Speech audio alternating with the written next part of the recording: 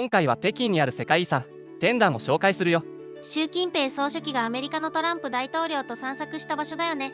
でも北京には万里の長城、故宮、頤和園などたくさんの世界遺産がある中で、どうして習近平は天壇を選んだのかな。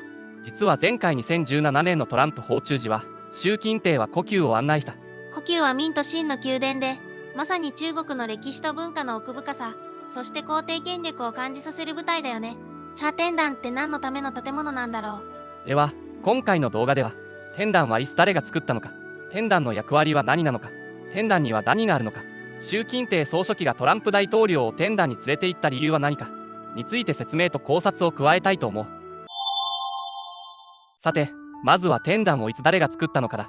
答えを言うと、天壇は紫禁城が完成したのと同年、永楽18年に明の永楽帝によって建造された。永楽帝って前の故宮の歴史の動画でも言ったけど、南京から北京に遷都した人だよね。そうだ。すると天壇に相当する施設はもともと遷都前の南京にもあったの。そうだ。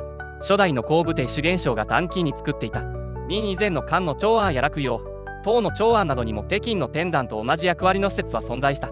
ちなみに永楽帝が建造した当初、天壇は天地壇と呼ばれ、天と地を祀る場所だった。後に火星帝の時代になると、天と地は別々に祀るべきだと考えられ、地を祀るための地壇が北京の別の場所に設けられるようになったんだ。特にこの火星帝と次の清代の乾隆帝が天壇に対して拡大、修繕を積極的に行った。明の永楽帝から清の宣統帝に至るまでの歴代の皇帝が、ここで合計654回の祭典を行ったとされているよ。天壇の役割は何かって、皇帝が天を祀る場所なんでしょ。その通りだ。ただ、それだけでは皇帝と天の関係を十分に説明したことにはならない。皇帝のことを天使とも言うだろう。天使っていうのはどういう意味だと思う？天の子。そうだ。天帝の子と言ってもいい。天上にいる天帝から天の下、つまり天下を治めることを命じられたのが天使なんだ。天の命、つまり天命を受けて天下を治めるのが天使の仕事なんだね。そうだ。天使って民衆を力で従わせて威張って邸宅をしているようなイメージもあるだろう。でも天使は民衆の主であると同時に天のしもべでもあるんだ。天使が天下をしっかりと治めていると、天はめでたい現象を発生させると考えられていた。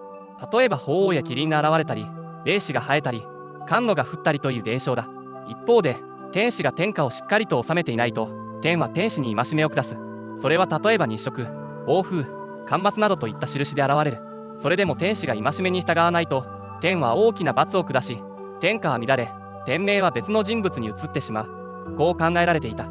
だから日食や天変地異が起こると、天使は政治に何か悪いことがあるのではないかと恐れて広く臣下に意見を求め、大臣たちは天使に代わって責任を取って辞任するということが当たり前のように行われた。例えば2世紀の中国、後漢の漢帝の時代に日食が起こると、漢帝は御事のりを下して政治に対する意見を求めた。この時候補記は意見を提出し、その冒頭で、天の帝王に対する立場は君主の臣下に父の子に対する立場と同じです。天帝は災害をもって戒めとし、副将に従わせようとされているのですと記している。天使は天に仕える身なんだね。霊君として有名な秦の後期帝は、自分の皇太子を拝することを天に報告するにあたり、自らこう記している。身をかがめ全力を尽くすことを死ぬまでやめず、断じてあえて少しも怠けることはありませんでした。秦に何の罪があってこのような不肖の息子が生まれたのでしょうか。臣下に、それは臣下が用いる言葉であり、皇帝が用いる言葉ではないと諌められた後期帝は、自分は天の神木であると答えたんだ。後期帝ならではの名言だね。漢族でないのにこの発言が出てくるところがすごい。こうした天と天使の関係性を知ると、天壇の役割もより具体的に見えてくる。つまり天壇は単に天を祀るためにあるのではなく、天使が天と直接交信するためにある施設だったのだ。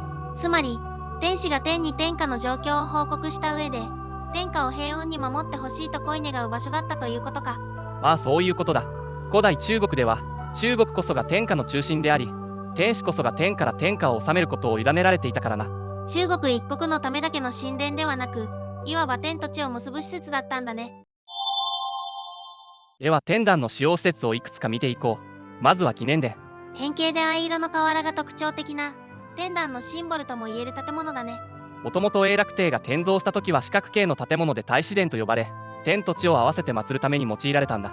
それが今の形状に改められたのが火星24年。この時は一番上が青、2番目が黄色、下が緑の3色の瑠璃の瓦が使われていた。今とは色が違ったんだね。青が天、黄色が皇帝、緑が民衆を象徴していたんだ。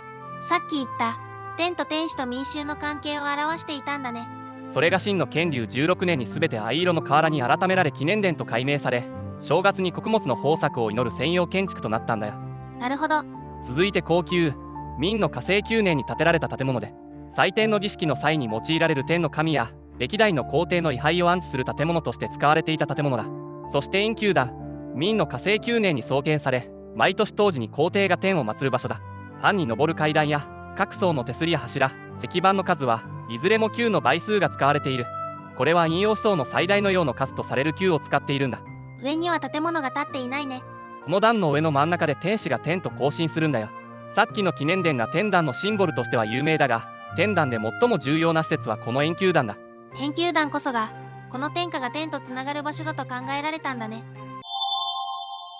さて、ではなぜ今回習近平総書記がトランプ大統領を連れて行く場所に天壇が選ばれたのか。それは名高い世界遺産で首脳会談の場所からアクセスしやすいし、中国の歴史と文化の素晴らしさを十分に示すことができるからでしょう。そうだな。ただこれはあくまで俺の勝手な解釈だけど、世界の二大強国、いわゆる G2 のトップ2人がこの天と交流するシンボリックな場所を一緒に訪問することに意味があると思うんだ。習近平とトランプが現代の天使として天下を共に治める責務を担っていると示すという願意も込められていたんじゃないかな。はは、どうだろうね。そういうニュアンスもあったのかもしれないね。ということで今回はここまで。次回はバタ呼吸に戻り、呼吸の主要建造物を紹介するよ。また次の動画でお会いしましょう。